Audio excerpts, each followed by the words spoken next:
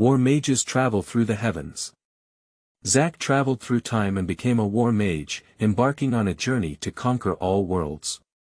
And those magical works from previous lifetimes have turned into a real world. Warcraft, Warhammer, Elder Scrolls, Lord of the Rings, Monster Hunter, Song of Ice and Fire, Harry Potter, Diablo, Fallen Continent, Dragon Age, and these worlds were also connected by his arrival. I was very scared at that time. The Night King recalled the first time he saw Arthas and said excitedly, covering his chest. "Let me introduce you, this is Smodge." Grabbed Jen Bao caressed the giant dragon beside him and said to the stunned Danielis. "What is the cost?" The Mirror Master squinted his eyes and asked Kil'jaeden, pointing to the contract in front of him. In the tavern, James Lannister looked at the unfamiliar white-haired man in front of him. "Do you want to play Quint cards?" Keywords of the novel. Mage's Fantasy Journey without pop-ups, Mage's Fantasy Journey TXT Complete Collection Download, Mage's Fantasy Journey Latest Chapter Reading. Chapter 1 Preface. Winter has passed, recommended period, request collection, request. You are listening at novelfull.audio. Chapter 1 Preface. Winter has passed, during recommendation period, please collect and vote, the long night has arrived. The cold wind is biting and the blizzard is raging. Zack stood on the walls of Winter City, overlooking the earth. Outside the city wall, an endless black ocean surges incessantly. That is a sea of undead composed of countless corpses and skeletons. The sea of corpses surged and screamed, like a wriggling black blanket covering the entire earth, stretching to the horizon.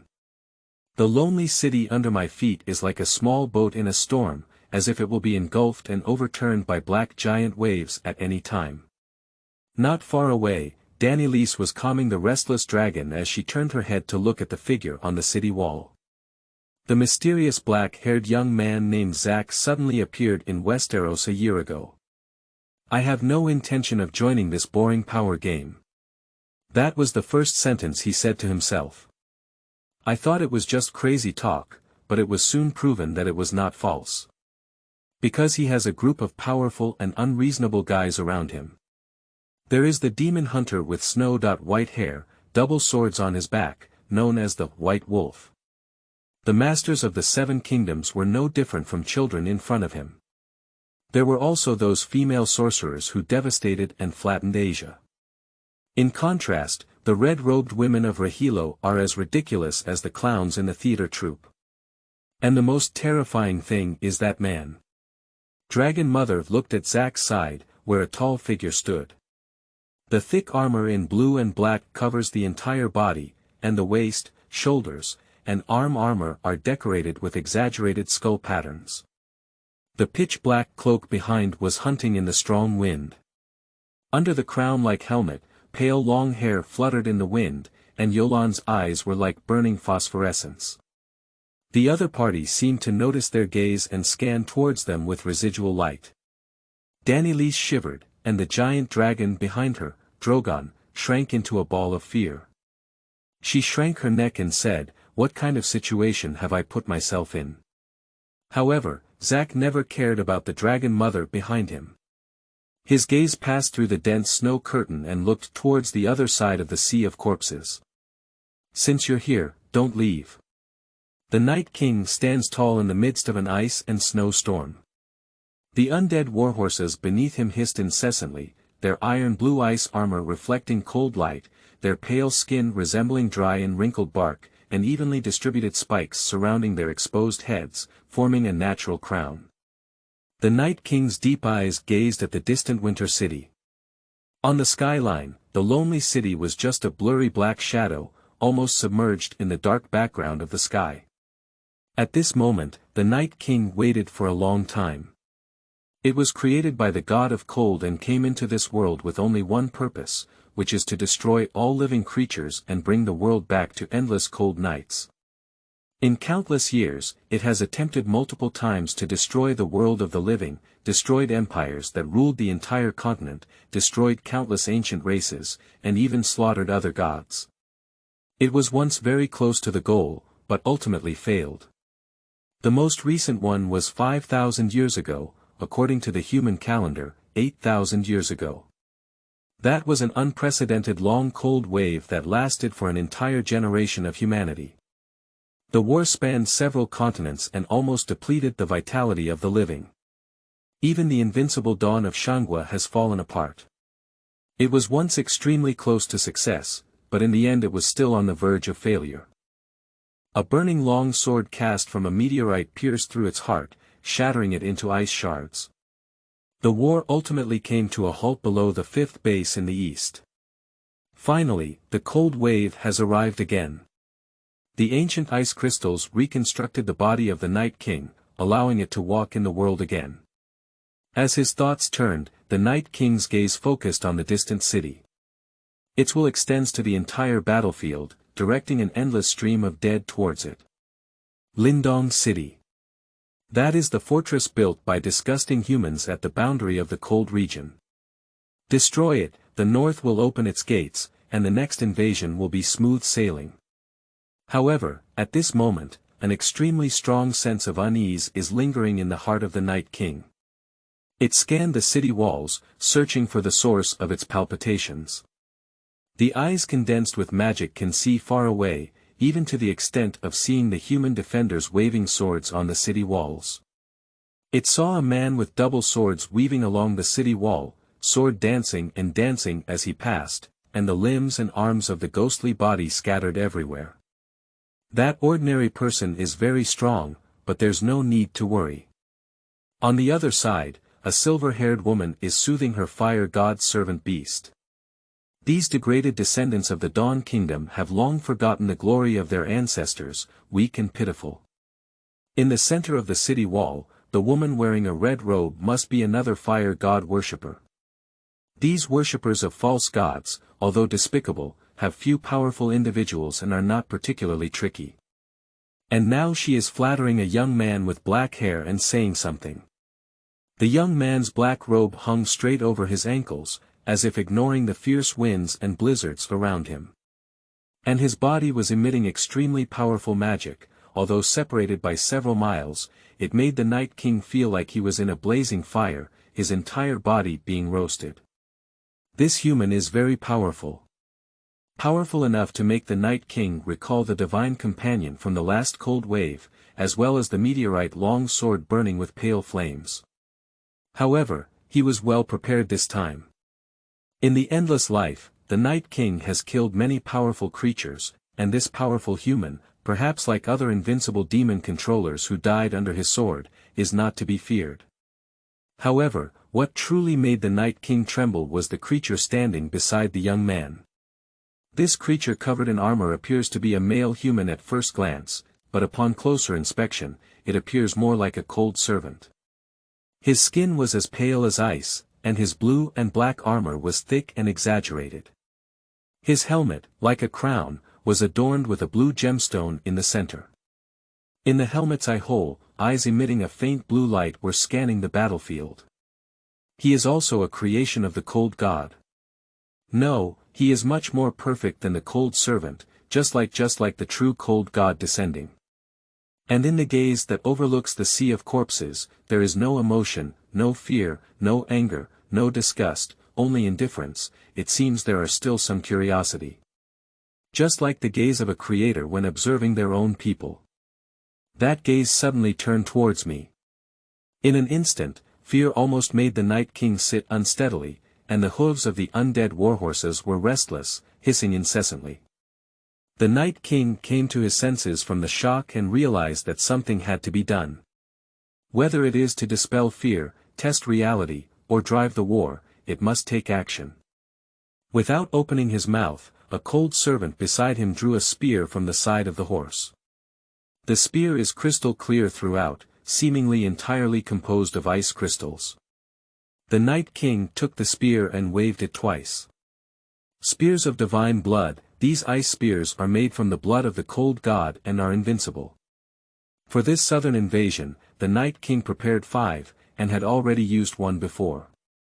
That move directly killed an adult fire god servant beast and resurrected it into an ice corpse fire servant. However, intuition tells the Night King that this enemy is even more dangerous. This time, we need to do our best. He raised his spear with one hand and pulled it back to gather strength. The arms made of ice crystals were pulled to the extreme, creaking, and the tip of the spear, shining with cold light, aimed at the target. No matter what you are, under the power of the cold god, destroy it. In the sky, Jon Snow is overlooking the battlefield from the back of a dragon. The situation is not optimistic, although all forces have been fully deployed under precise combat plans, and the army of corpses and ghosts is being efficiently slaughtered. However, the enemy is endless, and no matter how advantageous the battle damage rate is, it cannot make up for the difference in numbers. From a distance, the anti-horses around the city wall have been ignited. The flames flickered through the layers of corpse sea, and the winter city flickered like a candle in the black wind. The casualties are constantly accumulating, and the scale of victory is slowly tilting towards the side of the deceased. We can't wait any longer. We must join the battle before we have time.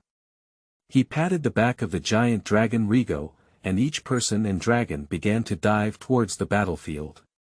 Bang! A huge explosion echoed through the battlefield. Rigo, who was frightened, almost threw snow off the dragon's back. Stabilizing the giant dragon beneath him, Snow, who was still in shock, looked towards the source of the sound. That is the rear of the army of the dead, where the Night King is located.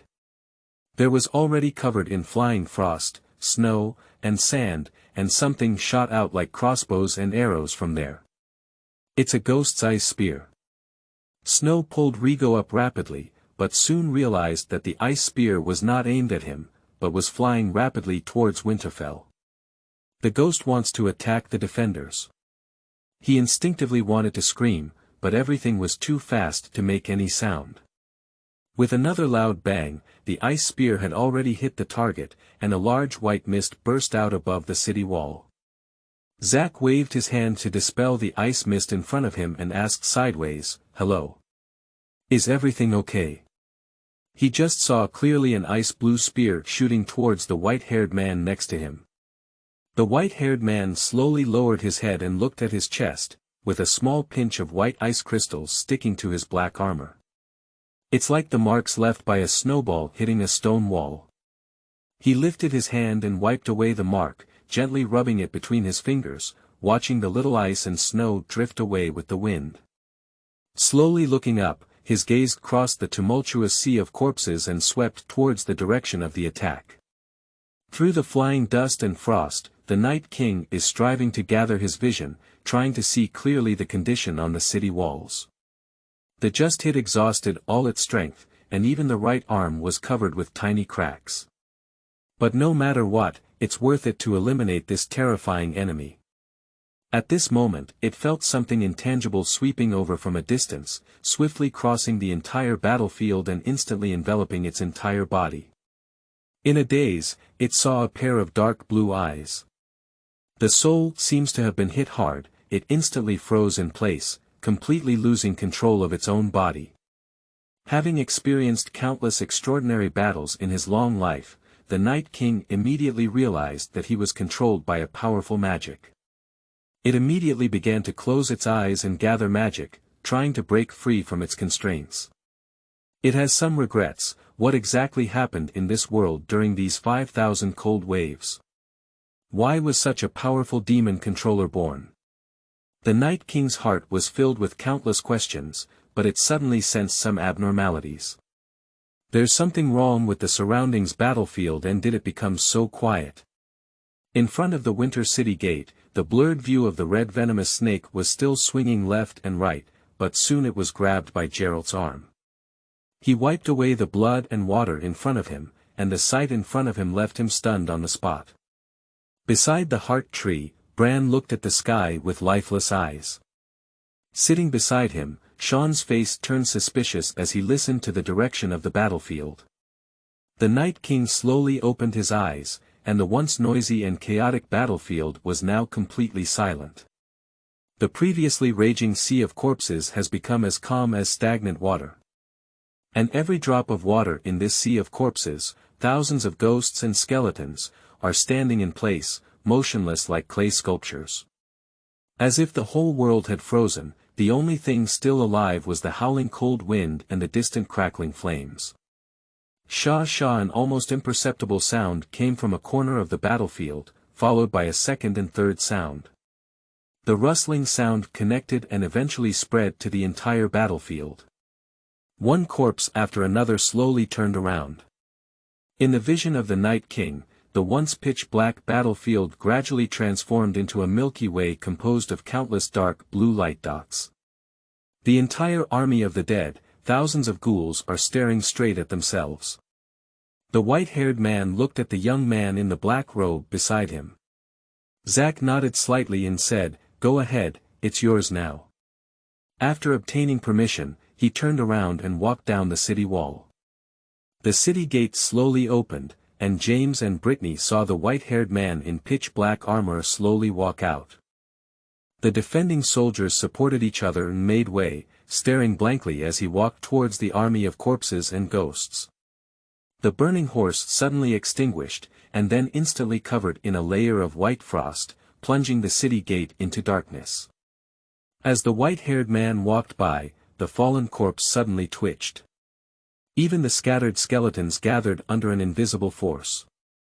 They trembled and stood up again, then followed the white-haired man like servants, quietly joining the army of ghostly corpses. The sea of corpses slowly parted on both sides, and as the man walked by, the deceased seemed to have gained wisdom and knelt down on one knee behind him. Only the howling wind remained on the battlefield. The man slowly moving forward in the darkness was like a silent dagger, slowly cutting through this huge black carpet. Finally, he arrived in front of the Night King.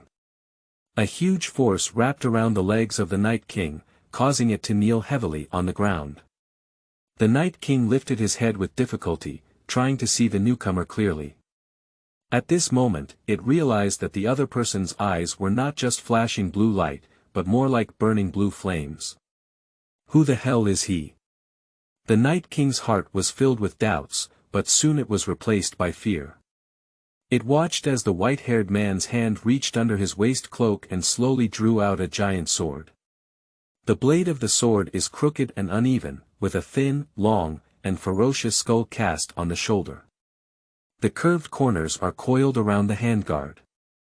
The sword is broad and heavy, with a string of unfamiliar runes engraved on it, shining with a faint light. As the giant sword slowly pointed towards itself, the entire world froze, and the cold wind and howling blizzard froze in mid-air. Countless ghostly figures are still staring at themselves, their shimmering eyes gradually turning gray and white with the whole world. The distant flames also dimmed, eventually melting into the pitch-black background. Its soul is merging with the sword body.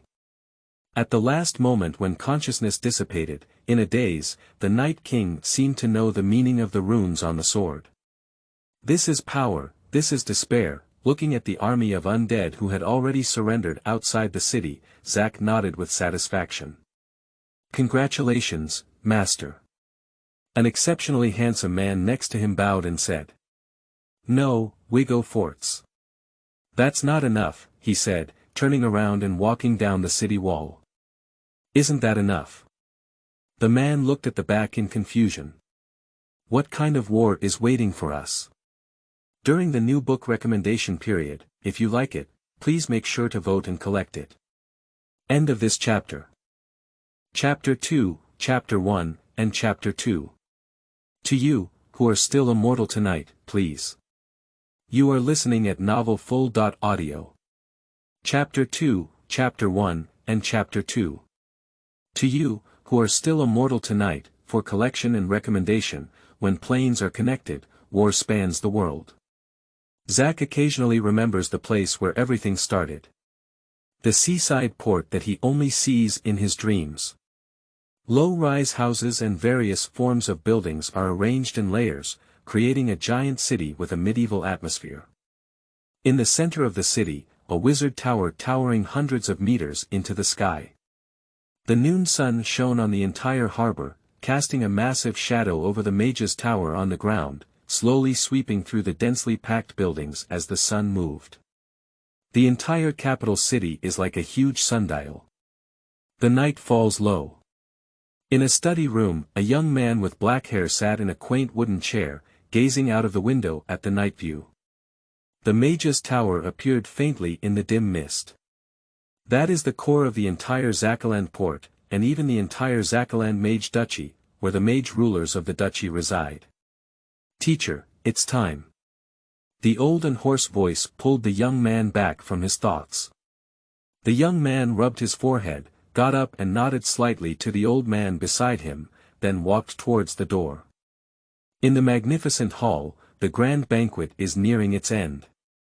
The crystal chandelier refracted a dazzling light, and the dining table in the center of the long hall was filled with a dazzling array of delicious food and wine. Hundreds of people dressed in splendid attire wandered in pairs and threes, with men dressed in straight dresses and women adorned with jewels and waist tied tightly. The banquet was lively and chaotic, with the sound of toasting and chattering incessantly. And the most eye-catching one is the young man and woman dressed in a gray robe and full of energy. They are at the center of every small group, surrounded by polite nobles and richly dressed businessmen like stars and the moon. Today is the 5-year graduation ceremony for the Master Apprentice. This is the most renowned Zacaland Mage Academy in the world. And these highly sought-after young men in gray robes are the protagonists of this banquet. The soon-to-graduate Mage Apprentices. They are also known as the Chosen Ones by people. They come from different backgrounds, but they all demonstrate outstanding magical affinity from a young age, so they were selected by the Mage Academy and joined the academy as apprentices to become mages. A mage apprentice with magical affinity is born among hundreds of people. Since childhood, he has received the best education and his family has all received generous subsidies. Master apprentices must first receive a 15-year basic education. Humanities and society, science and engineering, and basic magic theory are all readily available. However, not every mage apprentice can grow into an apprentice mage. Out of an average of 100 mage apprentices, only one person successfully memorizes the simplest spell model and becomes a true mage. The young men and women at the banquet were 1% of that success. Tomorrow, they will put on brown robes and become apprentice mages, who were originally at the level but were truly spellcasters. Although the magic models they currently master are all zero-ring magic tricks such as pushing hand, burning chi, and air bullet. But this is an unparalleled proportion. They are undoubtedly the chosen sons of heaven. Their families will rise to prominence due to their special status, and this banquet open to the upper class has become an important occasion for celebrities to curry favor with tomorrow's stars. As for its losers, they will not appear at this banquet. After this age, as memory declines, apprentices will find it increasingly difficult to remember spell models, and most of them will choose to return to society. Although elite education far beyond ordinary people still endows them with a successful life, they are no longer destined to be extraordinary. Silence. A gentle and solemn voice echoed through the banquet hall.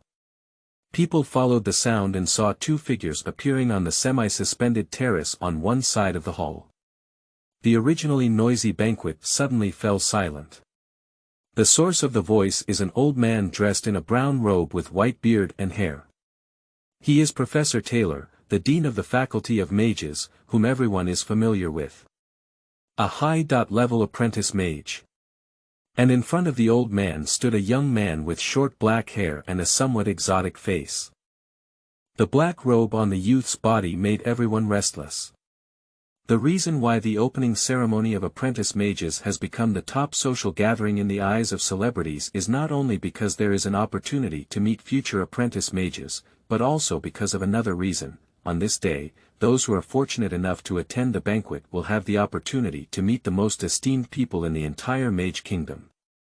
Zack Stewart, a high-ranking mage, was also the supreme ruler of the entire Mage Duchy. Zacaland, originally meant to be the leader of Zack. In fact, most of the people present at the banquet have not seen their lords. Almost all political regimes in the mage civilization are ruled by formal mages, but mages rarely appear in front of people. They either stay in their own wizard tower conducting research that is difficult for ordinary people to understand, or travel around other time and space, or participate in the expansion of civilization's wars. Most administrative affairs are delegated to apprentice mages such as Dean Talos. Although I've heard of it before, it's really young, a woman couldn't help but sigh softly. Her boyfriend quickly covered her mouth and pulled her down, causing the crowd to retreat a few meters. The 12 remaining probationary mages also consciously lined up, looking up at their rulers with either admiring or hopeful eyes. Needles can be heard falling in the hall, and everyone is quietly waiting for the speech of the ruler of the Mage Duchy. The alcohol smell in the air made Zack frown slightly. In his past life, he often drank excessively due to the pressure of life, and eventually died under the torment of illness, which made him extremely hate alcohol. The wizard let out a soft sigh and slowly spoke, his voice calm and soothing, yet containing an unshakable dignity. Tomorrow, you will become a true apprentice mage and a true caster through the original contract. The black-haired mage calmly looked at the solemn crowd standing in the dance hall at his feet, and the young talents who felt his gaze all straightened their chests, some of whom even had tears in their eyes. But who can tell me, what does becoming a wizard mean to you all? The unexpected question stunned everyone, some looked at each other, while others had already lowered their heads to contemplate the question. There was a faint whispering sound in the crowd behind them, but soon it quieted down under the gaze of Dean Tyrus.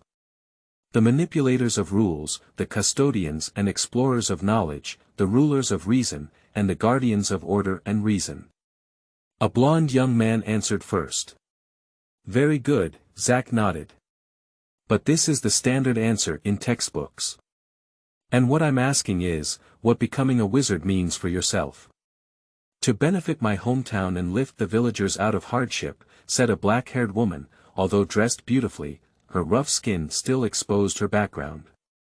Talos seemed to be about to say something, but was immediately stopped by Zack's gaze.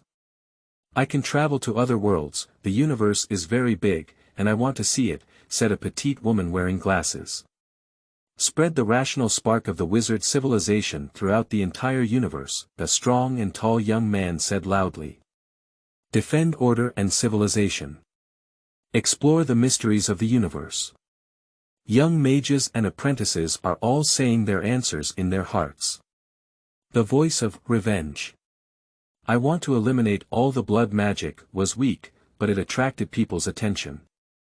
The speaker was a hunchbacked, thin and weak young man who seemed to have a disability. To be honest, that's food, wine, beauty, and wealth. Haha. The speaker was a lazy man at the end of the team, who answered incoherently, causing laughter from the crowd. The other mages and apprentices beside him looked at him with disdainful eyes, as if they wanted to immediately draw a line. Zack smiled and continued. I don't know if your answers are sincere, but no matter what, at this moment, your hearts are filled with hope and desire. The wizard looked at the petite woman wearing glasses. In the years to come, all the wizarding worlds will open their doors for you. You will learn more magic, and the laws of nature will follow your will. He looked at the scattered young man at the end of the team again. All personal desires will be easily satisfied. People will take whatever they want from you, and countless beauties, wealth, and power will roll in. Some of you may even become rulers of hundreds or millions of people. But I think you tonight are also full of questions. Perhaps you yourselves don't know where your doubts come from. Or perhaps, at this moment, you, filled with desire, don't care about these doubts at all. But let me tell you what these doubts are in my personal understanding of the term mage. Zack paused for a moment, and the banquet hall returned to silence, as if everyone had held their breath. Starting from tomorrow, the world will no longer call you mortals, and you will officially embark on a path of transcendence. Some people will eventually return to the ordinary under the pull of desire. Those who continue to move forward on the path of transcendence will eventually become beings transcending desires. Knowledge, power, family affection, love, and even greed and hatred. Please firmly remember the desires in your hearts tonight.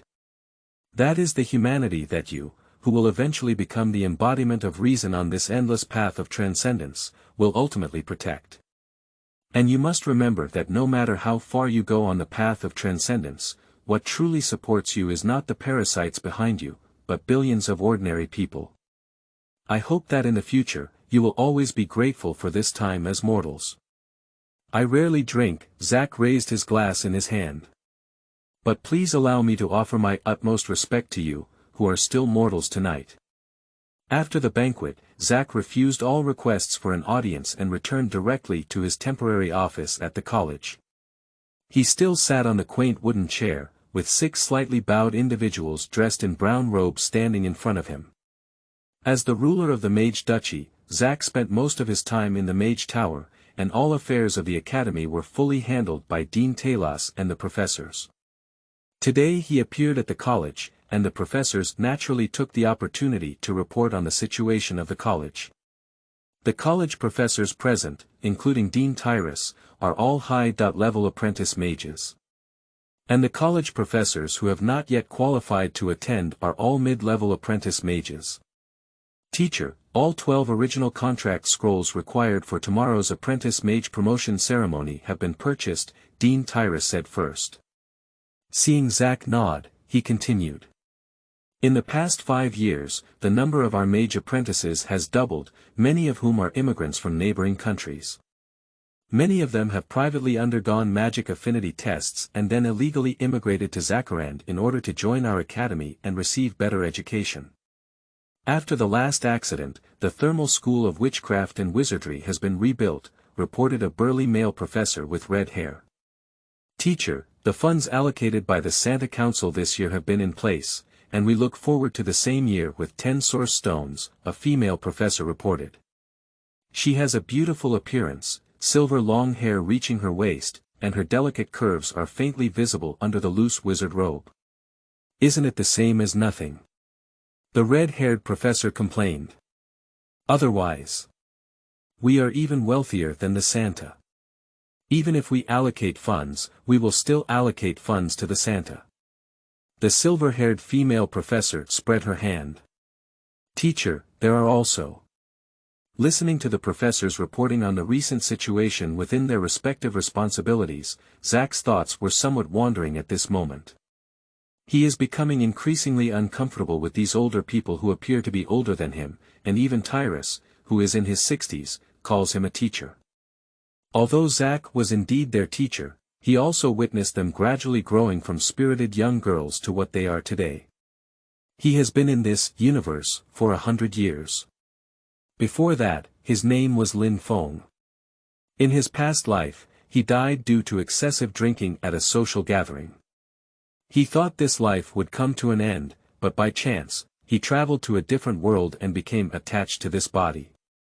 The original owner of this body was a young mage apprentice named Zack Stewart, who took the risk of not being able to be promoted to a trainee mage and ultimately violated the law, attempting to use forbidden rituals to elevate his soul.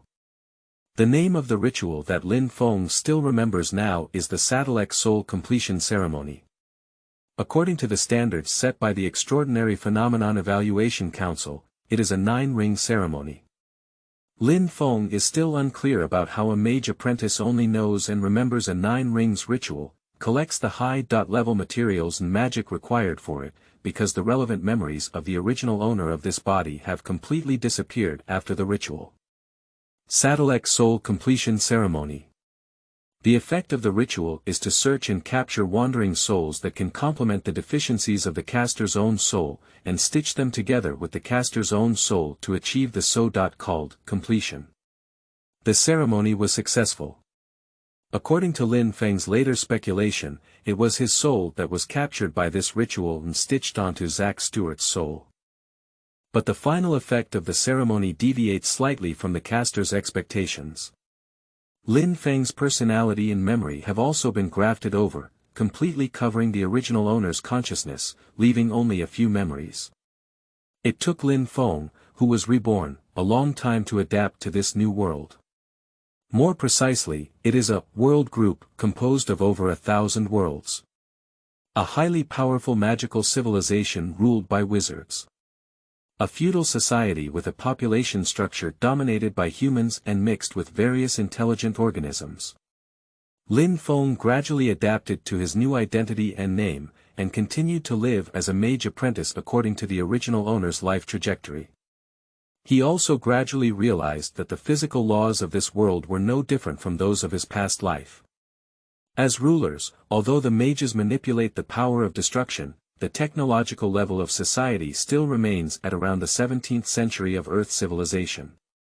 This is a phenomenon that chills the spine of this traveler, Zack, and he is still puzzled by it, but it is also a huge opportunity. Naturally, Zack relied on his past life memories and pushed forward the level of scientific theory in multiple fields with his own efforts. So much so that many commonly used physical measurement units today come from Zack's definition. And the progress of science also led to the explosion of magical technology, and in this civilization that advocates knowledge and equal exchange, Zack quickly accumulated huge wealth, even comparable to those high-level mages who sit in one or even multiple worlds. Young Zack naturally became a prominent figure in the entire mage civilization. The attention of the senior management and the help from all parties enabled Zack to be promoted to a first-level official mage very smoothly. He became one of the youngest official mages in the peaceful era after the Second Magic War. However, Zack did not climb up like the protagonists in other travel stories, year after year, or even month after month. Zack's extraordinary academic ability not only received positive attention, but also sparked many doubts, and there were even some voices of suspicion in the upper echelons of mage civilization. Some radical mage factions even proposed dissecting Zack to obtain his secrets. A tall tree catches the wind and shakes the tree. A person's name is high and their name is mournful. Zack, who was well versed in this theory, chose to bravely retreat from the rapids. He left the mage organization he was working for at the time and embarked on a journey alone. After traveling through countless wizarding worlds with different customs and even bizarre appearances, I finally arrived at this small world called Pados. In this peripheral world far from the core of wizard civilization, Zack purchased his own land, built his own wizard tower and wizard academy, and settled down as a first-level arcane mage. Formal mages have a long lifespan. And Zack, who has achieved his goal of immortality, can take it slowly. So, 50 years have passed in the blink of an eye. Teacher. The female voice pulled Zack's thoughts back. The report is nearing completion, and the speaker is still the female professor. Well, you keep talking, Zack rubbed his forehead. Teacher, there's another piece of good news, the female professor glanced at Dean Taylor and said meaningfully. Agatha. Tyrus glared at her, but the latter didn't stop talking and sneered, old man, what's hard to say in front of a teacher? Tyrus, is there anything hidden from me? Ah, Tyrus waved his hand helplessly. The female professor stroked her silver hair in her ear and said, Dean Taylor's contribution last month finally reached 100. Our college is finally going to give birth to an official mage. You child. Tyrus said helplessly, then turned to Zack with a serious tone. It's just that the consciousness turbulence in the soul space has not been completely cleared, and I'm truly ashamed. Then he added, of course, what I am most grateful for is the teacher's cultivation over the past few decades, allowing me to continue participating in your theoretical research. Congratulations, Tyrus, Zack smiled contentedly. This is already very difficult, after all, only a formal mage can be born out of hundreds of novice mages. After you completely eliminate the flow of subconscious, I will provide you with the necessary spell cores to shape your soul space and melt the magic furnace. Thank you, teacher.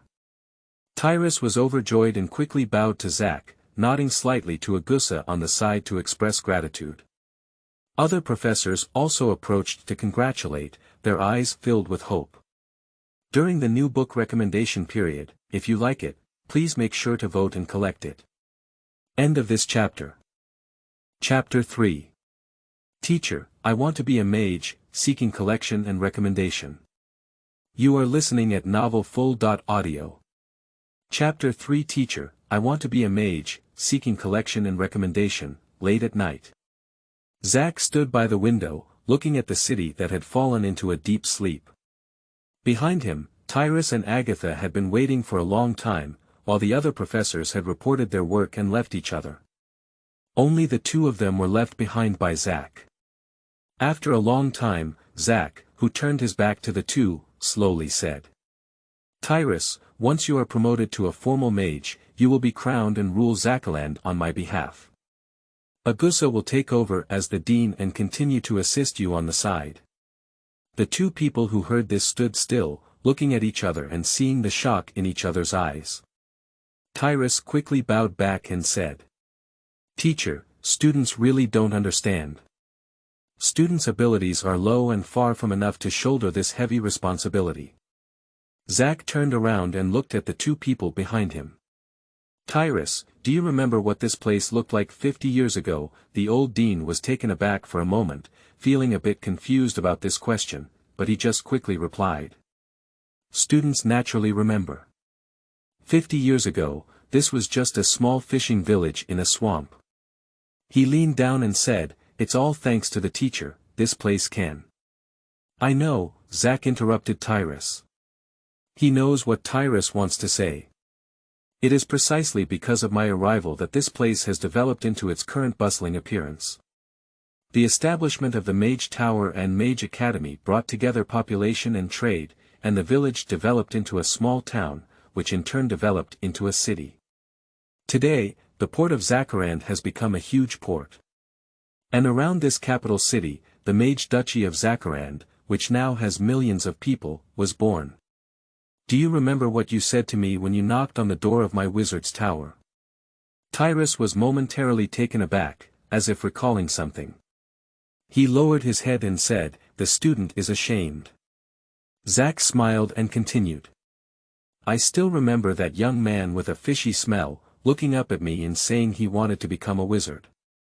The student was young at the time, so ignorant and fearless, unaware of the vastness of heaven and earth. Tyrus's slightly hunched figure seemed to have lowered a little. I asked you why you want to become a wizard, catch more fish, have enough to eat and wear warm clothes, have a wife, defend the village from beasts and bandits' attacks, have more wealth, or go to the world outside the swamp. You all said no. Zack paused for a moment, seemingly lost in distant memories. Ijesha on the side also perked up her ears, curiously listening to this unknown past. You said you just want to become a wizard, no matter how weak, foolish, incompetent, or clumsy, as long as it's a mage, that's good. Tyrus finished the second half of his sentence, looking up with his eyes bright and lively. His old face seemed to contain a young soul, and the hesitation that had just disappeared. Seeing the resolute face of his student, Zack smiled and said. I am proud that Zackaland has developed into what it is today. But what really comforts me is that the young fisherman from the past has finally grown into a formal mage who can handle it alone. Tyrus looked at the teacher in front of him, and the midnight starlight seemed to silhouette the black-haired young man into a statue. He took a deep breath and bent down to solemnly say, the student must live up to his trust. However, as soon as the words fell, Tyrus immediately realized another layer of meaning behind this appointment. And what about you, teacher? Zack spread his hand and said, of course I have to continue moving forward, otherwise I will be caught up by you. After you officially take over me, I will embark on a journey again. I will probably return to the Star Hub Dharma Ring first and officially register as a hunter mage. Master Shoyuan.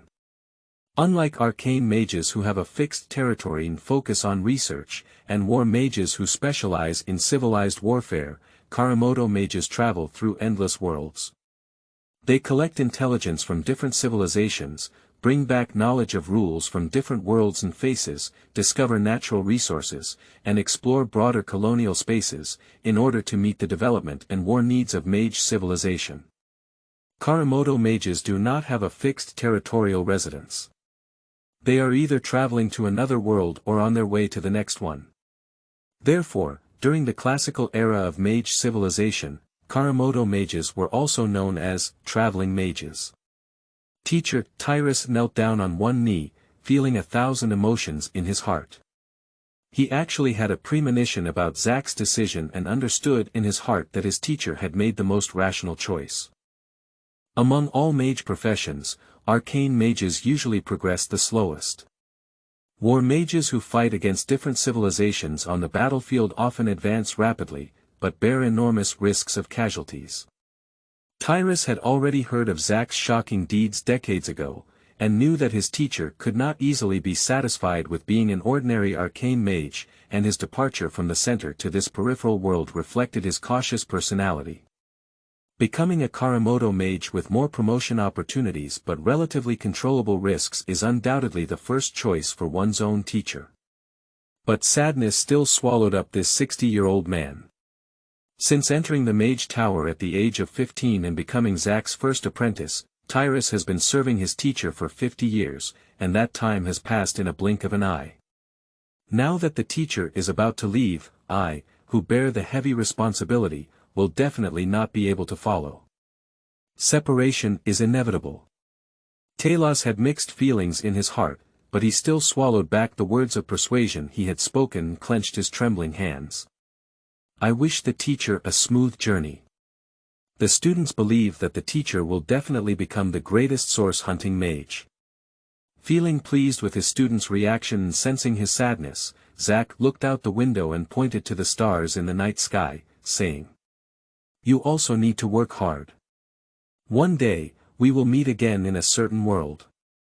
Of course, for you, Tyrus, the first step is to become a formal mage, otherwise everything is just empty talk. Go back and continue meditation, and prepare well for your promotion ceremony. The students understand that they must live up to their expectations." Tyrus stood up, bowed deeply to Zack, and turned back to step down. Before leaving, the old dean gave a glance to Ijesha beside him. When Tyrus left, there were only 2 people left in the study. "Ijesha, is there anything else?" The female wizard looked at the back of the young man with black hair by the window, opening her mouth several times but hesitating to speak. Just as she mustered up the courage to open her mouth again, she heard Zack say decisively, "No way." Agusa lowered her head in frustration, "But I really hope to continue." "Follow you, teacher." Zack turned around and slowly walked over to the female mage, looking at her face buried deep in the shadows. The gaze made Agusa's breathing seem to have increased a bit. Ijesha is one of his proudest students. Since joining the academy, she has grown into a high-level apprentice mage in just 12 years. Her talent is rare, and having such amazing talent makes her not need to take a different path. Even if she follows the rules and becomes a formal mage, it is almost a nail on the board. Zack naturally also hopes that she can follow the established path and break free from the fate of ordinary people as soon as possible. Zacharand is where my heritage lies, and I need someone to continue managing it for me. You are the highest level apprentice wizard under Tyrus. This wizard academy needs you, and the millions of people in Zacharand also need your governance. After speaking, Zack walked out of the study. Just took a few steps, but heard Agusa shouting loudly behind her. "But, you know, I have feelings for you." I only spoke halfway, but it seemed as if I had exhausted all the courage of the female mage. Looking back, Zack happened to meet the hopeful and fearful gaze of Agatha, her beautiful face hazy and gentle in the night. She turned her head in a panic, her cascading silver hair sliding from behind her ears to her forehead, tinted with a faint fluorescence by the stars outside the window. Long silence. "After you grow up to become a formal mage," Zack's voice was gentle like never before. "Come find me." "I will definitely do it," Agusa shouted, looking up. The corridor outside the study is empty. During the new book recommendation period, if you like it, please make sure to vote and collect it. End of this chapter. Chapter 4. Promotion Ceremony, for Collection and Recommendation. You are listening at Novel Full. Audio. Chapter 4 Promotion Ceremony. For collection and recommendation, 3 months later, Taylor's promotion ceremony arrived as scheduled. The ceremony will be held in Zack's Mage Tower. The ceremonial hall is located on the 5th floor of the Mage Tower, which is considered to be at the spacious bottom of the tower. The entire hall is tens of meters long and wide, and can accommodate hundreds of people. The hall was empty, with only one side of the wall standing next to a marble statue. At this point, the entire hall floor was already covered with dense runes, making people dizzy at a glance. Hundreds of runes are connected by lines and curves of varying lengths, forming one concentric geometric shape after another. They nested layer by layer into a huge magic formation, covering the entire floor of the ceremonial hall. In the center of the formation stood an old man with white beard and hair, who was the dean of the Mage Academy, Tyrus. On both sides of the ground, there were yellow crystal balls with fists on each side. Above the hanging platforms on the walls of the hall, Zack looked solemnly at everything that was happening below. Behind him stood several people, all of whom were college professors and chairs who came to witness this important moment. This will be the first official mage promotion ceremony held by Zack Academy since its establishment. The array inspection is complete and correct. Please conduct manual inspection. The cold voice of Mage Tatarin rang out in the hall. Tyrus scanned the array for the last time, slightly exerting his magic to ensure the connectivity of the entire array. After everything was ready, he looked up at Zack, who nodded slightly to signal the start of the ceremony. Taking a deep breath, the old man with white beard and hair slowly closed his eyes. Then he began to mobilize his whole body's magic, and the entire magic array began to glow faintly under the erosion of magic. The ceremony has begun. After a few breaths, the radiance of the array began to increase. Tyrus's eyes were tightly closed, and his white hair seemed to tremble slightly in the unreal breeze.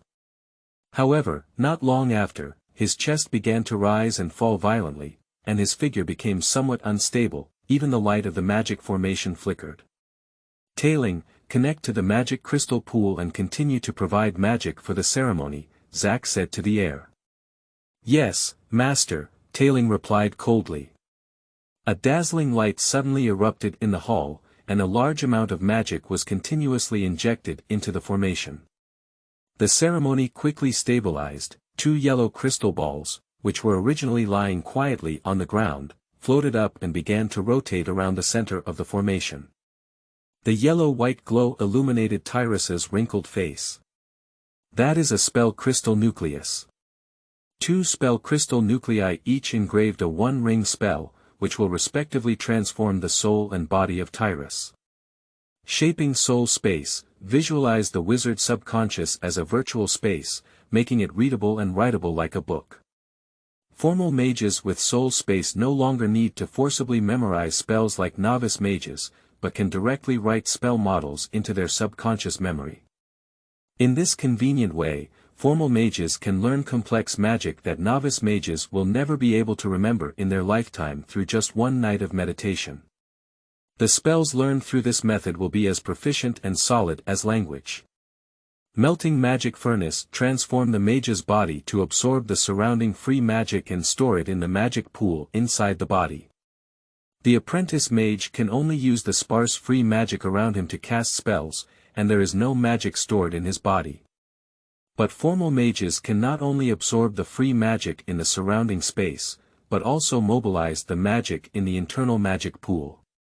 Therefore, formal mages cast spells more quickly, and can also use 1 or more spells that are far from enough to unleash with free magic alone. Zack looked at the smooth ceremony below and couldn't help but recall his experiences along the way. I have also been a trainee mage and have personally experienced the tremendous improvement in strength after promotion. After the transformation of these 2 spells, the learning and casting abilities of formal mages will undergo a qualitative leap, completely bidding farewell to the chicken-like casting abilities of novice mages. A novice mage can only release 0-ring spells such as Light and Ice Hand, and the most powerful spells are nothing more than Fireball. With these spells, a novice mage may be able to defeat 10 enemies with one, but their combat ability still falls within the realm of mortals. A few veterans or even an experienced assassin can threaten the novice mage. And formal mages far exceed the limits of mortals, with one ring of magic capable of easily killing hundreds of people, while the peak level 1 mage who masters the third ring of magic can make hundreds or even thousands of people disappear with just a wave of his hand. First level mages are already the limit that mortal armies can resist, not to mention second level, third level, and even fourth level or above holy mages. Zack looked at the statue in the corner of the hall and couldn't help but think to himself. The person who created the promotion ceremony and paved the way for magic was truly great. That is a statue of a young man, with slightly curled long hair draped over his shoulders, trembling slightly in the twisted light and shadow in the hall. The marble-carved face is proud and resolute, and the gray-white eyes seem to have traveled through tens of thousands of years, staring coldly at the ceremony in front of him. Original Mage Casal. It was he who deciphered the ritual of ascending to the gods and transformed it into a wizard ritual. This ceremony is so ancient, it has gone through 20,000 years and represents the history of the entire mage civilization itself. Just as Zack's mind was wandering, the light of the formation in the hall gradually dimmed and eventually completely extinguished. The ceremony has ended. Tyrus slowly opened his eyes, which were originally dim and turbid, and were now clear and bright. At the same time, all the apprentice mages present felt the strangeness around them. The originally filled free magic in the hall is rapidly being drained. Rather than disappearing, it's more like gathering in the center of the hall, merging into Tyrus's body, filling his newly formed magic pool. That is a sign that the magic furnace is working. The ceremony was successful. Congratulations, Tyrus. Zack couldn't help but smile when he saw his student successfully promoted to a formal mage. Teacher, I succeeded. Thank you, teacher.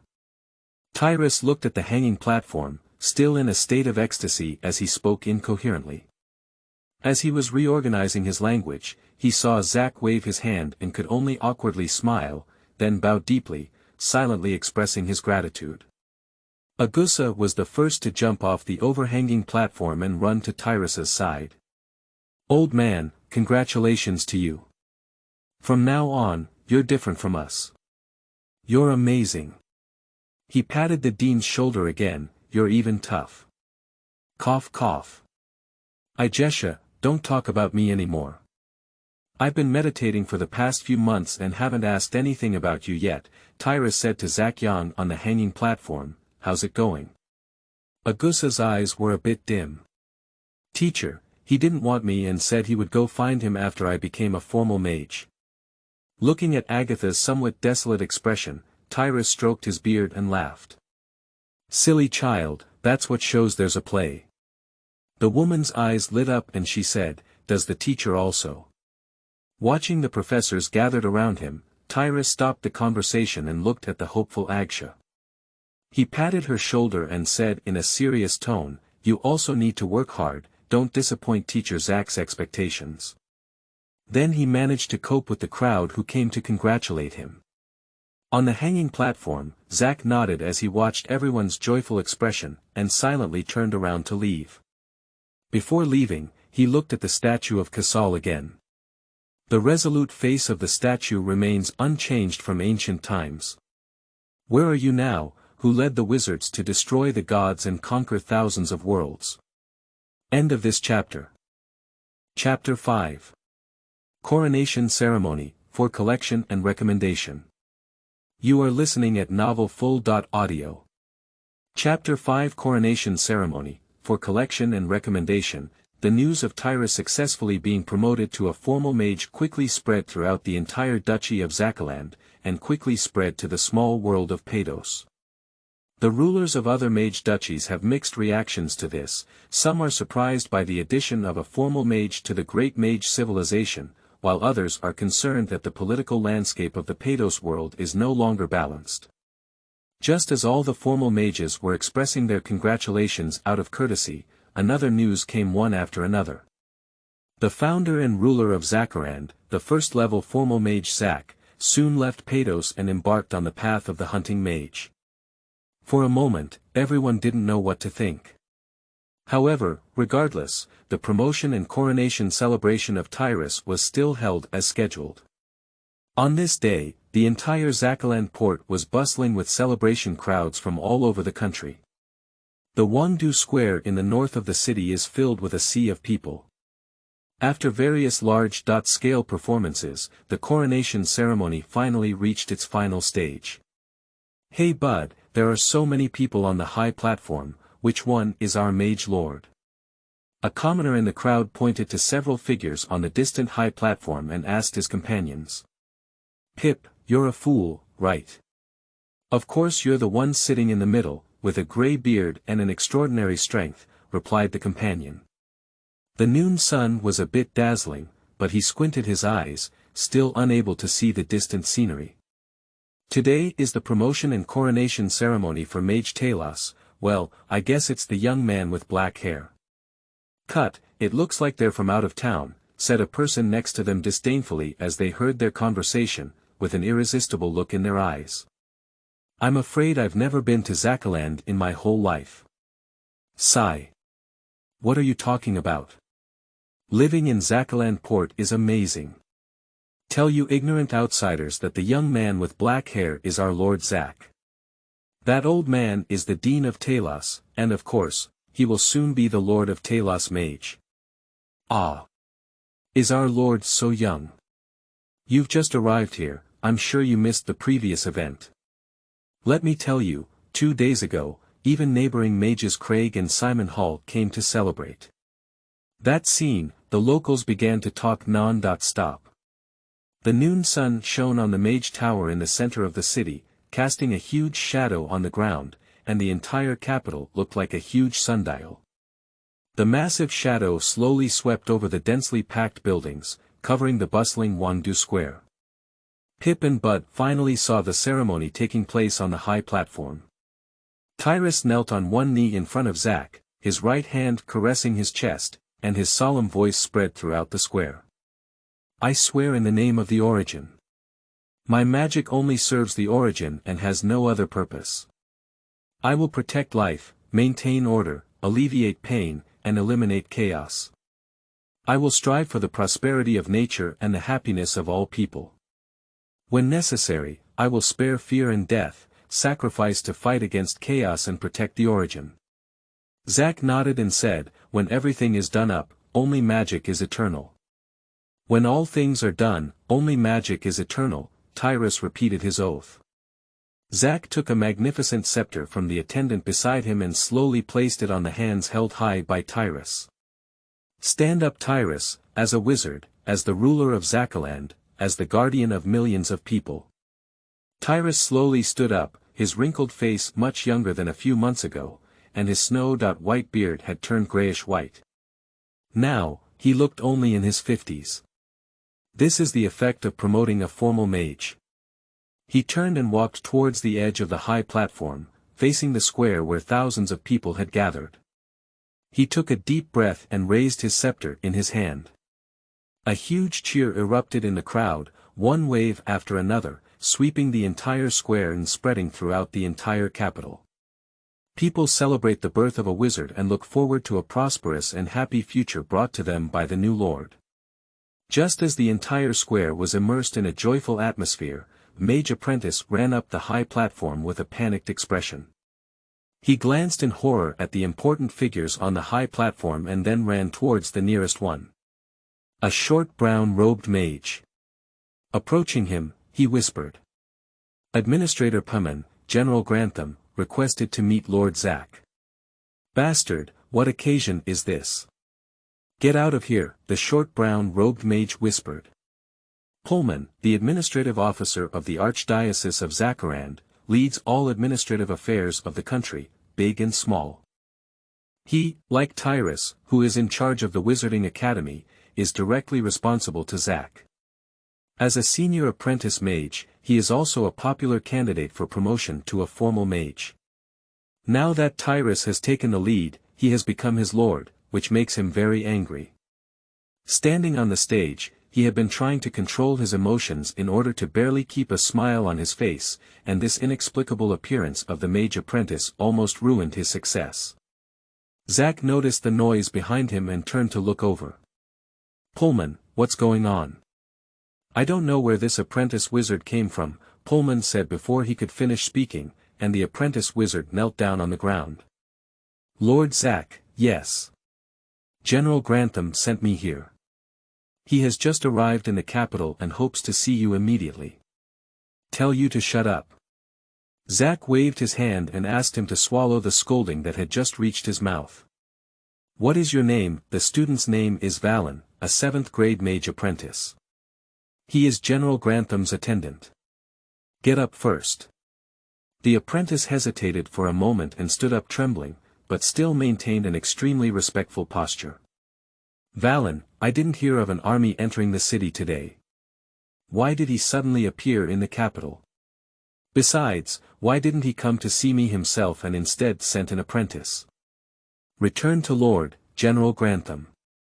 He suddenly returned to the capital an hour ago, alone and seriously injured. The student has been staying in the capital and is the only person the general can assign now." "What happened?" Zack couldn't help but ask. The general remained silent about his plight, so the students were really unaware of the situation. The apprentice quickly pointed to a building on one side of the square and added, "The general is currently in the executive yuan and receiving emergency treatment." The apprentice's words left Pullman stunned and unsure of his reaction. Other apprentice mages also walked over at the sound. "Let's go, Warren, take me to see him." End of this chapter. Chapter 6. Mutation and Emergence. You are listening at novelfull.audio. Chapter 6 Mutation and Emergence. Zack looked at the chaotic scene before him. The original administrative office was temporarily transformed into a ward. Books and official documents were piled up haphazardly inside and outside the house, with many papers still covered in red blood, and the air was filled with a stench and bloody smell. Several disassembled armor parts were scattered on the ground, with a large opening on the breastplate and some flesh and blood tissue sticking to it.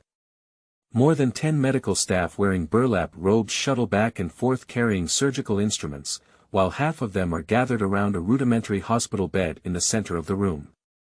Outside the room stood more than a dozen fully armed guards and apprentice mages dressed in gray robes. After seeing the newcomer, everyone stopped their work and knelt down on one knee. "Your Highness, Lord. Your Highness, Lord." A painful scream rang out from inside the room. "Bastard, you sewed half and threw the needle away. Do you want me to continue sewing by myself?" Zack looked over and saw a strong man lying on the hospital bed, holding a thin thread in his hand. One end of the thread was connected to a silver needle on the ground, which was obviously accidentally dropped by a doctor in a moment of panic while bowing. The other end of the thin thread was connected to a shocking wound on the strong man's chest. Rather than being a wound, it is more accurate to say that a large piece of flesh and blood on the chest has been torn off. Zack could even see snow-white ribs, and the area around the wound had already suppurated and infected, showing a rotten black color. "Teacher." Seeing Zack's arrival, the person sat up regardless of his injury, and the wound on his chest sprayed with pus and blood. The several apprentice mages who followed Zack were all frightened by the sight in front of them. Even Agusa covered her mouth and tried not to shout out loud. The person on the hospital bed is General Grantham, who commands all the armed forces of the Duchy of Zackaland. Although it is an armed force, in this civilization where spellcasters far surpass mortals, most countries do not maintain a true military, and conflicts between mages are mostly resolved through high-level mediation, with very few wars occurring. So what Grantham led was just a security army. Its function is limited to maintaining balance and stability in ordinary society, and its daily task is basically to clean up bandits and solve some low-level extraordinary creatures and events. A month ago, he led a security army of thousands to the northern part of the duchy to investigate a large-scale urban population disappearance. After that, he lost contact and the executive Yuan sent several people to contact him but did not respond. "Everyone get up and continue treatment," Zack said to the surrounding medical staff and looked at Grantham, who was grinning on the hospital bed. "Let's take good care of ourselves first, and wait until the injury stabilizes before we talk." Watching Zack turn around and leave, Grantham struggled despite his injuries and shouted, "Teacher. Ah, it hurts me so much. Teacher. Listen to me. We're all wiped out." Seeing Zack stop, he took a slow breath and endured the excruciating pain of the wound, saying, "On our way to the north, we received a message from the hands of Dalaran. The scale of missing persons reports in towns like Snowflakes is unprecedented, and there are signs of unknown biological activity mentioned. By the time we reach the hands of Francion, the entire city, including several surrounding towns' residents, has disappeared completely, leaving only an empty dead city." Zack furrowed his brow, and Francion was the center of the northern province and an extremely important city. But he didn't urge the other party, just continued to listen quietly. A few weeks of investigation yielded nothing. Even our own people were missing non-stop until 3 days ago. "Ah, be careful." The doctor on the side was trying to sew the wound, but Grantham's physical resilience was somewhat unexpected, which had to increase the force. More footsteps were heard in the corridor outside the door. Tyrus appeared at the door, and just as the newly appointed lord was about to speak, he was stopped by Zack and had to stand quietly to the side. Grantham gritted his crown tightly, and after a while, the pain seemed to ease before he continued. 3 days ago, we were preparing to rush to the next small town to continue our investigation. While passing through the northern forest, an abnormal explosion suddenly occurred. Then, Grantham seemed somewhat frightened, a blood mist shrouded everyone, and countless creatures appeared inside. It was a monster. "Everyone is dead. Only I escaped. The wound was left at that time." "Monster." Tyrus couldn't help but ask, as he had already put on a black robe adorned with gold, representing the official mage. "What are the characteristics of those monsters?" At that time, the fog was heavy and the battle was chaotic. It was difficult to see clearly, and it was also difficult to describe. Grantham lowered his head, as if trying to recall. He immediately saw the bruised wound on his chest and seemed to have gained some inspiration. "Those things. They're like some rotten flesh and blood pieced together, and they're like some skinned corpses, but they don't seem like any creature I've ever seen. Anyway, they're definitely not wild beasts." The doctor's potion made him lower his head and snort. Tyrus frowned and did not continue to ask, but turned to Zack and said, "Teacher, it's not like any creature I know of." The apprentice mages and college professors present also shook their heads. "But the scope is so broad and involves unknown organisms." Tyrus paused for a few seconds. "It may be a high-level reality anomaly event." This sentence left everyone at the scene stunned and turned their gaze to Zack. When the mages gathered in the temporary medical room, the celebration that was taking place in Kingdom Square was naturally put on hold and interrupted. At this moment, a novice mage on the high platform was shouting to the crowd. "Attention everyone." As the crowd quieted down slightly, he continued, "Lord, there is an urgent matter that needs to be dealt with today.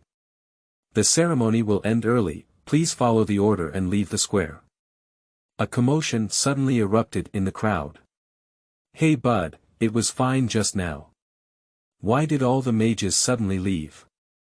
Pip and Bud came from the southern province of Zakaland Port in the future specifically to participate in this ceremony. The two of them were eagerly anticipating the celebration in the coming days, but they didn't expect it to come to an abrupt end halfway through. "You ask me who I ask?" Bad said impatiently. He, like Pip, naturally knew nothing about the chaos before him. "You can ask him," Pip muttered to the local person next to him. Bud looked at him, only to find that the other person was not looking at the high platform, but was looking east, his eyes full of doubt. Following the other person's gaze, Bud saw the distant Dongqing district disappearing into a faint red light.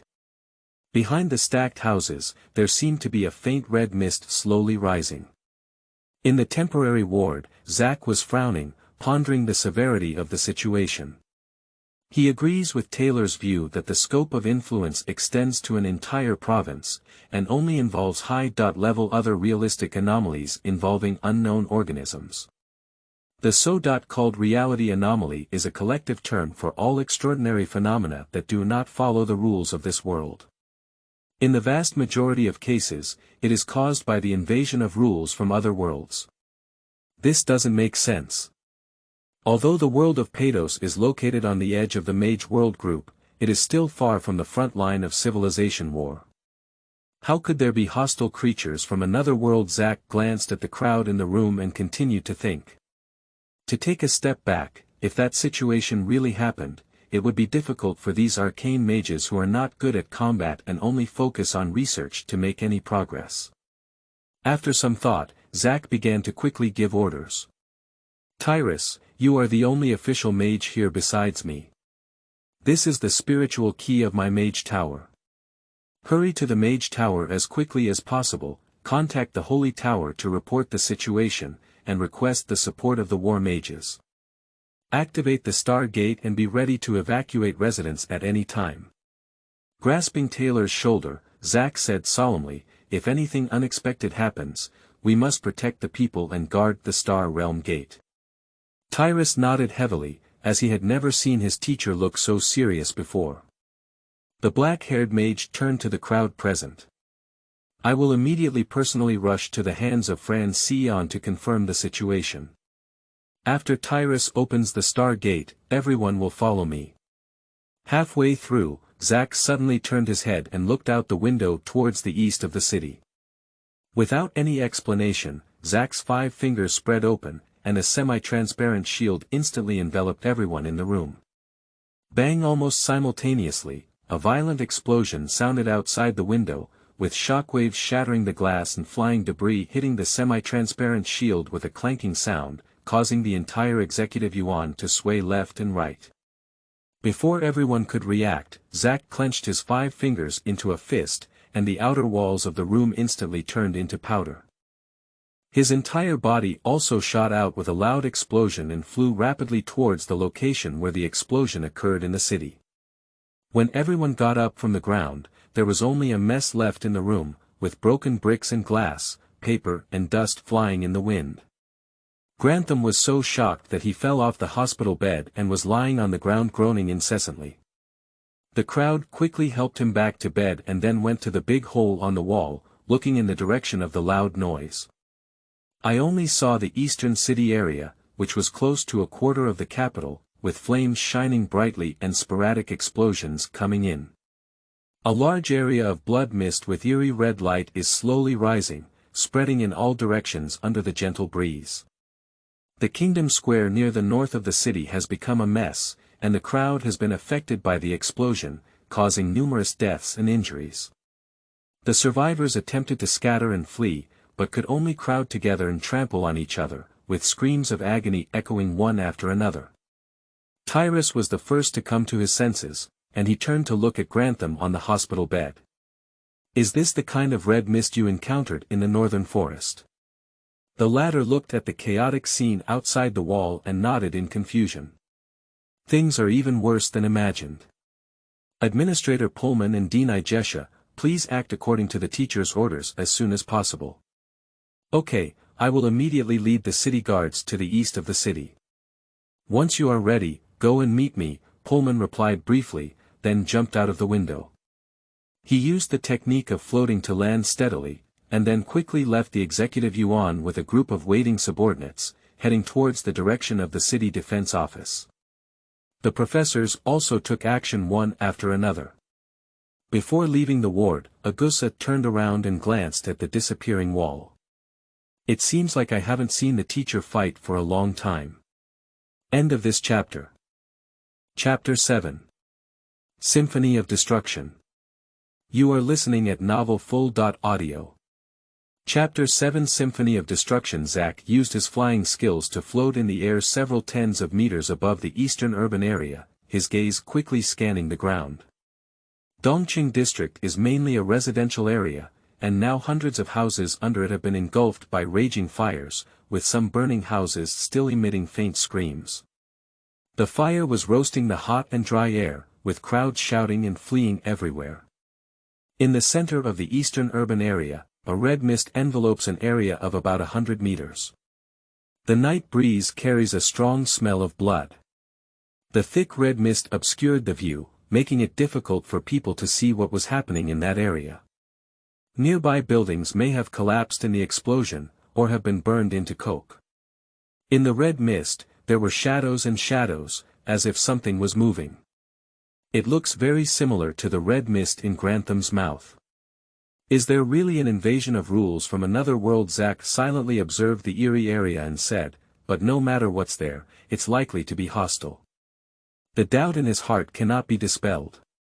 The world of Pados is within the community of wizards and should not be easily infiltrated. Moreover, the last time a civilized gravegrass dared to do so has been growing for thousands of years. Out of caution, Zack did not approach rashly, but instead focused on the eerie area while planning to rescue the surviving residents. As a high-level mage, his casting range is very far, and he can fly in low air while releasing magic to the ground.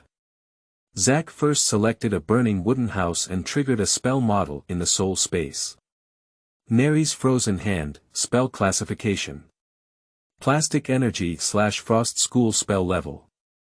Third Ring and Third Order Spell Effect.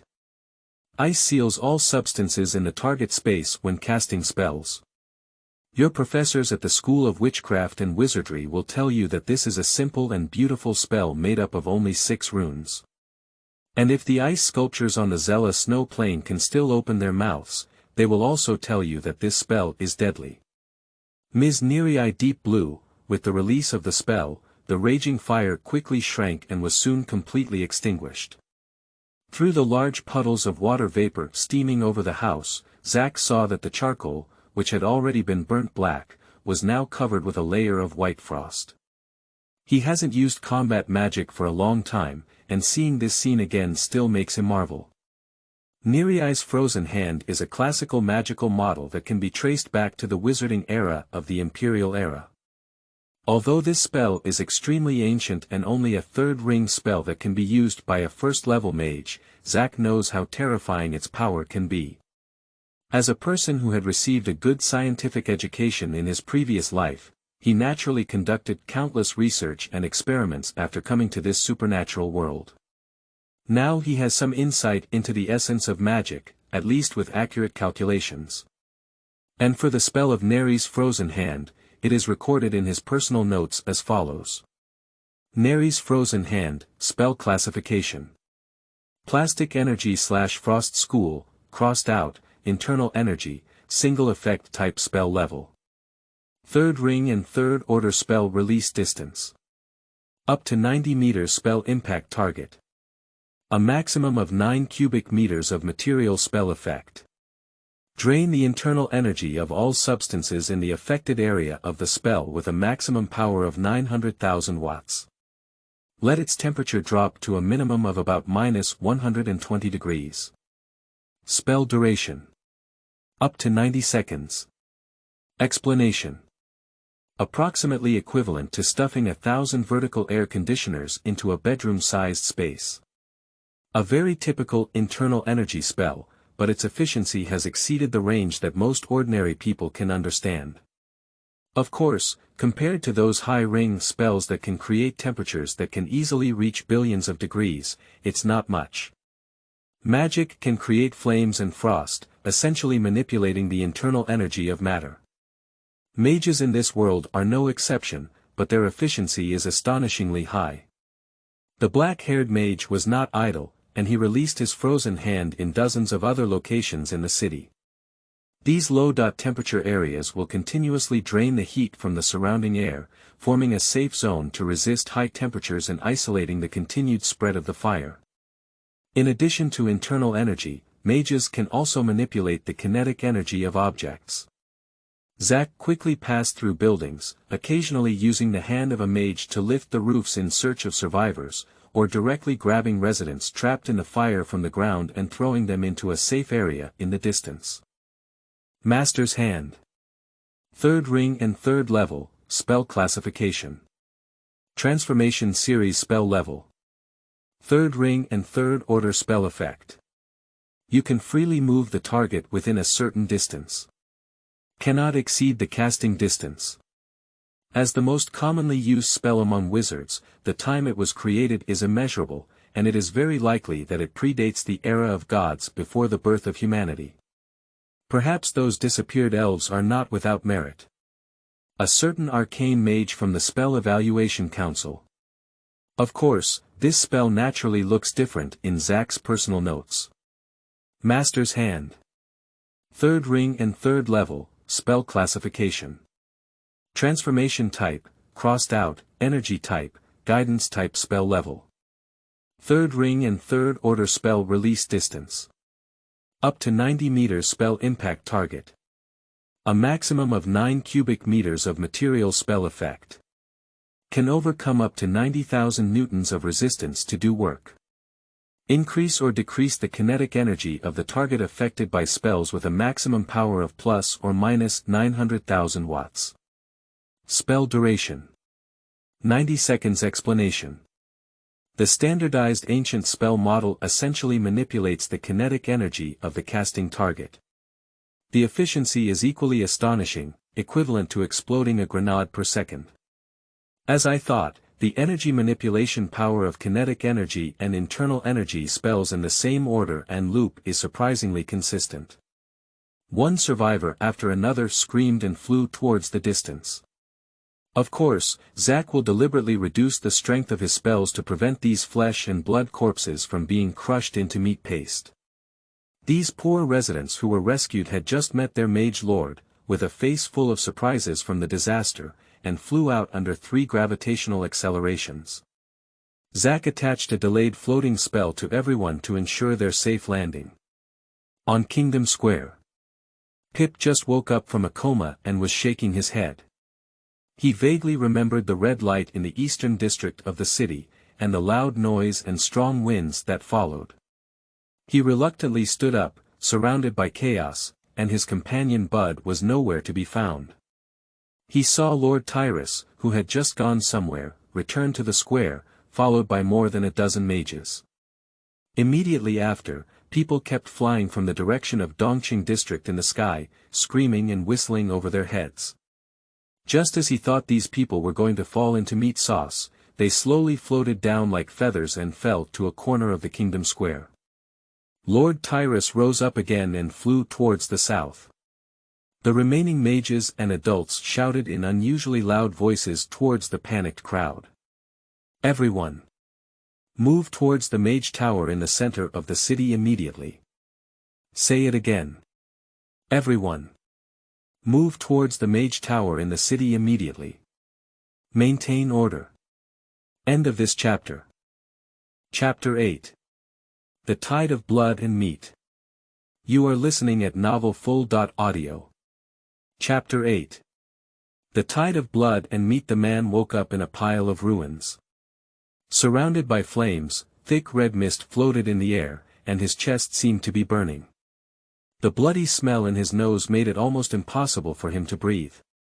The man tried to get up from the ground, but a sharp pain immediately came from his lower body, causing him to almost faint again. Looking down, my legs disappeared at some point, and the wounds were neatly cut off with a knife. The floor underneath seemed to have suffered the same fate, and not only that, the entire house seemed to have been partially cut off by an invisible blade, with curved sections as smooth as mirrors. The thick fog made him only able to see the situation a few meters nearby clearly. The man struggled to endure the excruciating pain and crawled, leaving 2 bloodstains on the ground. Pop! Pop! The viscous liquid dripped onto the neck. The man struggled to turn his head and then saw the most terrifying thing in his life. Something is hanging on the scorched black ceiling. That is a crimson piece of meat, like things growing together in the neighbor's butcher's meat barrel. The red muscles are wrapped in irregular white fascia and yellow fat. It has no organ that can be called a skull, but it has 5 limbs of varying lengths and thicknesses. There are twisted white bone spurs growing on top, making them look like skinned claws of fierce beasts. The flames crackled and drowned out the man's screams. Agusa and the Pullman administrator finally arrived at the east of the city. Following behind were more than a dozen apprentice mages from colleges and administrative departments, leading thousands of urban security teams equipped with revolver carbines. They kept delving deep into the fire, using the zero-ring spell to suppress the flames, connecting the safety zone created by Zack before, and finally opening up escape routes one by one. Fortunately, most residents went to Kingdom Square, and at this time, there were not many people still staying at home. With the joint efforts of everyone, the fire in the east of the city was gradually brought under control, and most of the surviving residents were also rescued. Ijesha and Pullman looked up to search for the figure of their teacher, but the smoke and water vapor generated by the fire and frozen hands had already enveloped the entire eastern urban area, completely isolating everyone's sight on the ground, just as everyone was preparing to continue advancing towards the center of Dongqing district. Zack descended from the sky and landed in front of everyone. Teacher. Teacher. The black-haired wizard nodded, but his gaze remained fixed on a thick red mist at the end of the street. You should also see that this is very similar to the phenomenon described by Grantham. He stroked his wet hair, but felt a bit sticky on his hands. He looked down and saw a crimson hue in his palm. He frowned and turned to his students, saying, Tyrus should have arrived at the Mage's Tower, so be careful before the support arrives. He continued after some thought. Pullman, disperse the city defense forces, surround the area covered by red mist, and set up defenses 500 meters away to ensure visibility. Yes. Ijesha, let the apprentice mages focus on guarding the west side and arch the Mage Tower to ensure the smooth evacuation path for residents. Yes, teacher. After speaking, Zack once again took off into the sky, and the apprentice mages also began to split up with their respective troops. Watching the crowd on the ground dispersing according to his command, the dense city defense team flowed like an ant colony through the gaps in the building room. Zack once again turned his gaze to the red mist several hundred meters away. In the open field of view, Zack saw a slight movement at the edge of the red mist. Something walked out of it. That is a red deformed lump of flesh, slowly wriggling on the bluestone road. Before Zack could find a better word to describe this creature, more and more chunks of meat crawled out of the red mist. Some pieces of meat are as tall as 2 floors, while others are only as big as cats and dogs. In just a few breaths, hundreds of meat chunks of different sizes and shapes had already appeared at the edge of the red mist. At the same time, everyone on the ground also arrived not far from the red mist and saw the strange phenomenon happening. The air quieted down for a moment, and everyone didn't know what to react to. However, the monsters who saw the living creatures suddenly became restless. The pale bone spurs protruded from the flesh and blood, wriggling and deforming, growing tentacles and limbs, and then standing up unsteadily. Just as everyone was stunned by the sight before them, these diverse forms of flesh suddenly moved. They charged towards the surrounding city defense team using their twisted and eerie ways of movement, either crawling, wriggling, or bouncing. From Zack's perspective, the densely packed scene immediately reminded him of the terrifying scene in his past life when he stepped on and killed a female cockroach. Everyone. Battle cue. A soft and loud voice quieted the tumultuous team. Ijesha frowned and frowned slightly. At this moment, she had already put on a tight leather armor, and her silver long hair was tied at the back of her head into a waistline ponytail. Behind her followed a group of people dressed in brown robes, all professors and chairs of the college, and even a few novice mages who had only been promoted a few months ago. Hundreds of fully armed city security teams are shuttling through the streets, rapidly deploying their defenses. Hundreds of meters away, countless blood-red monsters are rapidly approaching. They crowded the streets, climbing over the walls and roofs on both sides of the street, like a rushing red tsunami, engulfing one building after another. Fire! Bang bang bang bang bang. The muzzle spewed flames. The bullets flew out and formed a firepower network at a distance of 200 meters. Sparks suddenly shone on the bluestone ground, and sawdust scattered on the roadside houses. Rotary carbine gun. Agatha thought to herself. It is said that his teacher invented this weapon when he was still an apprentice. Since then, this weapon quickly replaced swords, spears, and halberds as the standard weapon in the security army. Although it does not pose any threat to regular defense mages, it is sufficient to deal with ordinary humans and beasts. It is said that when the teacher was still an apprentice, he had several lives of apprentice mages in his hands. But at this moment, she was surprised to see that although the wounded flesh and blood monsters in the distance fell to the ground under the impact of the force, and sometimes even blood and flesh clumps screamed and fell from the roof, the injured monsters quickly got up and continued to charge towards the human defense line. And further away, more and more monsters are emerging from the red mist, as if endless. Soon, the red tide approached people's defenses. The female mage took a step, her fingers spread open, and an orange-red fireball flew out of her palm, blasting open a pillar of flesh and water in the rushing blood tsunami. Behind her, more apprentice mages began to unleash their magic.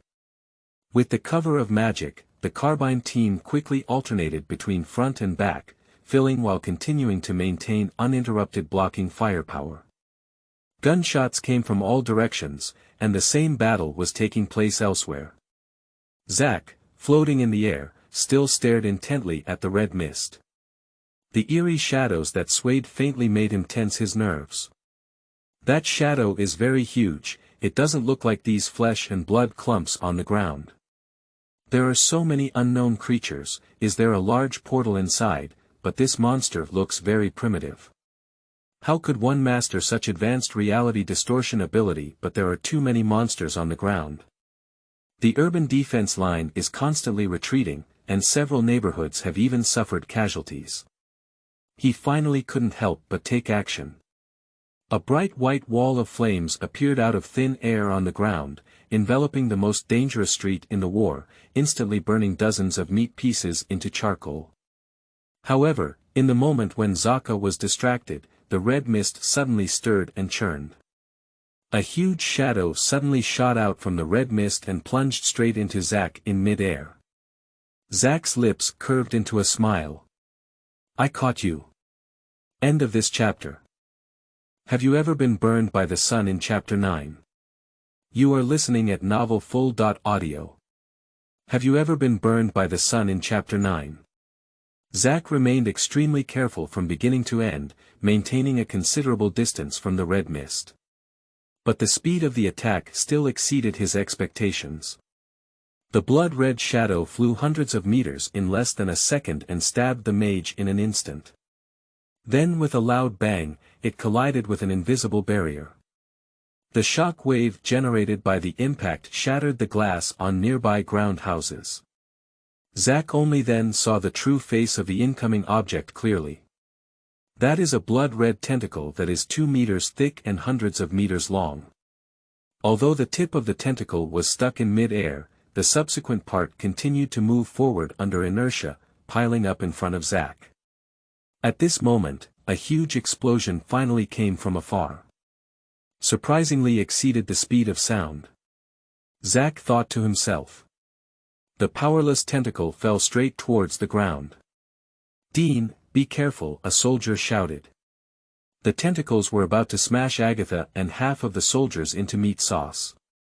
Just as everyone was evading, a voice came from mid-air. I caught you. Agsha looked up and saw a flesh and blood tentacle, the size of the street beneath her feet, hovering in mid-air a few meters above her head. Then, an invisible force suddenly pulled her back into the air. The black-haired mage observed the strange tentacle in front of him. Rather than being tentacles, it is more like a twisted red flesh and yellow fascia twisted together into a rotten meat strip, with white bone spurs scattered all over it. Having muscles and bones, it is a biological structure. It emits a distinct bloody smell and seems to have red blood cells unique to vertebrates. It clearly belongs to organic organisms. He is rapidly analyzing in his mind. For mages, knowledge is power, and the first thing Zack needs to do now is to collect enemy intelligence. A huge pulling force came from the tentacles, as if attempting to retract, but it was tightly held in mid-air by the mage's hand. "Since you're here, let's stay." As the words fell, the tentacles hovering in the air were suddenly pulled straight. Well, muscle strength and bone hardness are very high, pop.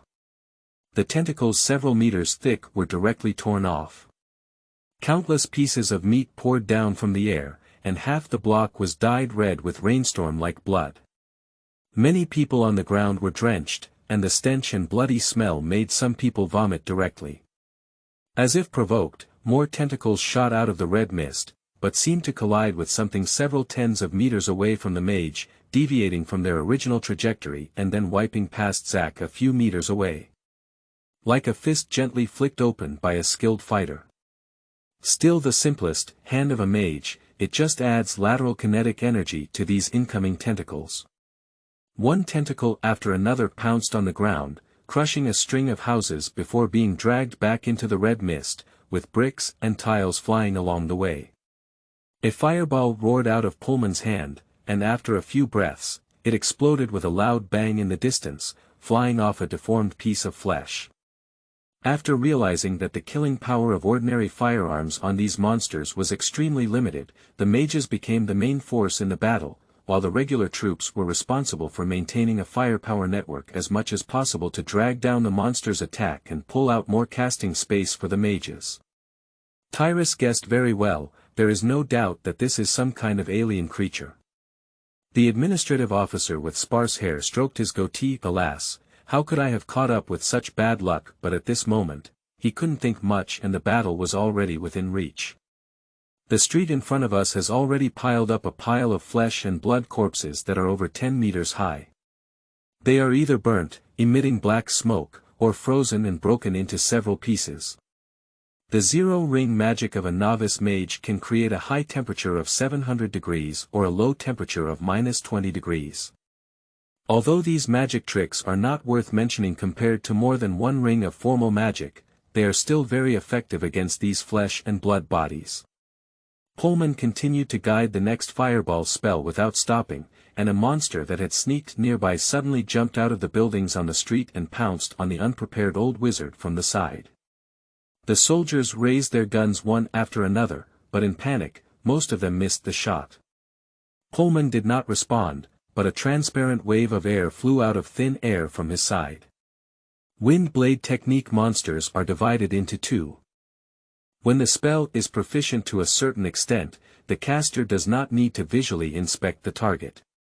Pullman wiped away the dirty blood from his face, then gathered his sparse gray hair and looked at the wriggling monster on the ground. That is a long piece of flesh without a head or body structure, with 3 legs of varying lengths that can barely be called legs. On the section cut by the wind blade technique, no visceral structures can be seen, only stacked muscle tissue and the bones enclosed within it. This kind of thing has no traditional weakness. We can only deprive them of their mobility first, and then use high or low temperatures to destroy the structure of biological tissues. Pullman thought, his mouth twitching, and a flame ignited on the flesh monster, burning the still wriggling flesh into charcoal. Unknown extraterrestrial creature with obvious hostility, at least belonging to a large body type. The teacher's voice suddenly sounded in the air, and a loud voice covered the entire eastern urban area. Use tentacles to attack, with an attack speed exceeding 3 times the speed of sound. Everyone withdraw the defense line to a distance of 1 kilometer and construct a defense line using buildings. Retreat. Pullman waved to the team behind him, mechanically executing the command. The sky over Dongqing district was already shrouded in smoke and red mist, and he couldn't see his teacher's figure. He could only hear explosions coming from mid-air. Occasionally, I see huge shadows falling not far away, with tiles and burning debris splattering everywhere, and the sound of houses collapsing keeps coming and going. He roughly guessed what had happened.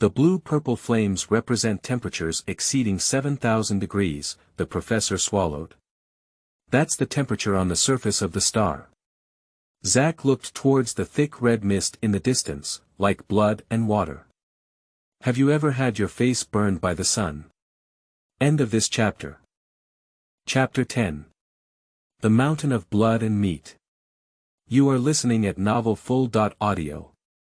Chapter 10. The Mountain of Blood and Meat. Zack put his hands behind his back. 3 blue-purple fireballs swiftly swept through the low altitude, and the trees and houses they passed through ignited a big fire. A distance of several hundred meters is fleeting in an instant. In the moment when the fireballs sank into the red mist, there was suddenly a silence between heaven and earth. Before the sound of the explosion came, the people on the ground saw a strange sight. No flames, there is no ash. Only one intense white light covered the entire Dongqing district. The buildings and streets on the edge of the red mist, as well as the meat chunks clinging to them, were like paint on a canvas, directly wiped away by the strong light. A few seconds later, the aftermath of the explosion was mixed with flames and swept over, tearing apart countless buildings around it.